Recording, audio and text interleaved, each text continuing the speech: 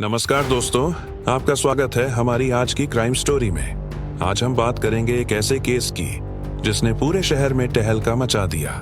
इस केस में धोखा, इश्क, षड्यंत्र और एक बेहद खौफनाक हत्याकांड शामिल था। तो चलिए शुरू करते हैं। ये कहानी है मुस्कान, एक समझदार लेकिन जटिल जिंदगी जीने वाली महिला की, जिसके अंदर एक गहरी ख्वाहिश थी अपनी आजादी के लिए, लेकिन साथ ही साथ उसने एक भयानक चाल भी चली।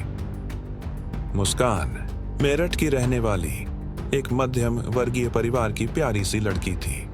बचपन से ही वह एक्टिव और मिलनसार, लेकिन जैसे जैसे उम्र बढ़ी उसकी जिंदगी में एक खालीपन सा महसूस होने लगा।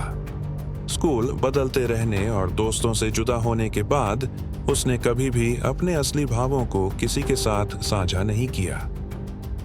समय के साथ मुस्कान की मुलाकात सौरभ से हुई, जिनसे उसने शादी कर ली। शुरुआत में दोनों की जोड़ी बेहद खूबसूरत लगती थी। प्यार में डूबे ये दोनों एक साथ नई जिंदगी शुरू करने लगे, लेकिन जल्द ही रिश्ते में दरारें आने लगीं। सौरभ का बाहर का काम, विदेश में रहना और रोजमर्रा की छोटी छोटी लड़ाइयां सब ने उनके रिश्ते पर गहरा असर डाला। जिंदगी में हर चीज सुस्त होने लगी। तभी मुस्कान की मुलाकात हुई साहिल से। साहिल, जो पहले से ही अपने अंदाज में कुछ अलग था, नशे का दीवाना, ब्लैक मैजिक में रुचि रखने वाला और अपनी विचित्र आदतों के लिए मशहूर। पहले तो मुस्कान ने उसे एक दोस्त समझा, लेकिन धीरे धीरे यह दोस्ती गहरी हो गई। उसे सौरभ के साथ हो रही झगड़ों से राहत मिलती थी और साहिल की मौजूदगी एक अजीब सुकून देने लगी।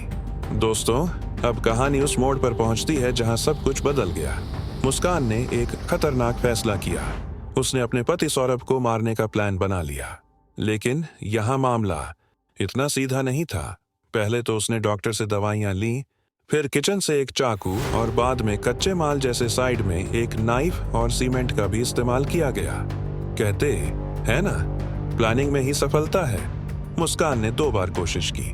पहले प्रयास में जब उसने सौरभ के खाने में दवा मिलाई तो सौभाग्य से सौरभ ने उसे पी ही नहीं लिया, लेकिन हार मानी नहीं।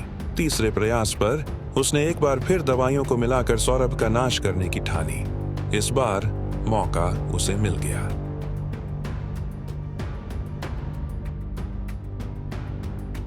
रात के सन्नाटे में जब सौरभ गहरी नींद में था, मुस्कान ने अपने साथी साहिल के साथ मिलकर क्रूर हमला किया। चाकू के वारों से सौरभ की जान के संकेत मिल गए, लेकिन कहानी यहीं खत्म नहीं होती। हत्या के बाद दोनों ने सौरभ के शरीर को तोड़ मरोड़ कर उसे कई हिस्सों में काटकर एक बड़े ब्लू ड्रम में भर दिया। ऐसा कदम जिसने इस केस को और भी रहस्यमयी बना दिया। जब पुलिस को मामले की जानकारी मिली तो सवाल उठने लगे, कौन था असली मासूम और कौन था अपराधी। मुस्कान ने अपने पेरेंट्स से बताया कि सौरभ के पेरेंट्स ने ही हत्या करवा दी, लेकिन जैसे ही पुलिस स्टेशन पहुंची, मुस्कान को सब कुछ स्वीकार करना पड़ा। उस दिन उसने हर एक बात कबूल कर दी। एक चौंका देने वाला बयान जिसने पूरे शहर को हिलाकर रख दिया। दोस्तों, इस केस में न सिर्फ एक हत्या हुई, बल्कि एक परिवार, एक रिश्ता और एक समाज की सोच ही बदल गई। सोशल मीडिया पर इस मामले को लेकर मीम्स बने। लोग अपने अपने विचार व्यक्त करने लगे।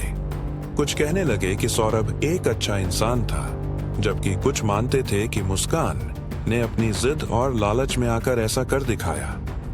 आज तक इस केस की तहकीकात जारी है। कोर्ट में सारे सबूत सामने आए हैं, लेकिन असली सवाल यह है कि इंसानियत की हद कहां तक जा सकती है।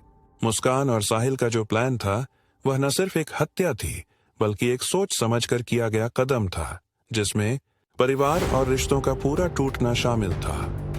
इस केस से हमें यह सीख मिलती है कि कभी कभी इंसान अपने दर्द और तन्हाई में इतने गहरे खो जाते हैं कि वे अपने ही हाथों अपनी जिंदगी और दूसरों की जिंदगी बर्बाद कर देते हैं।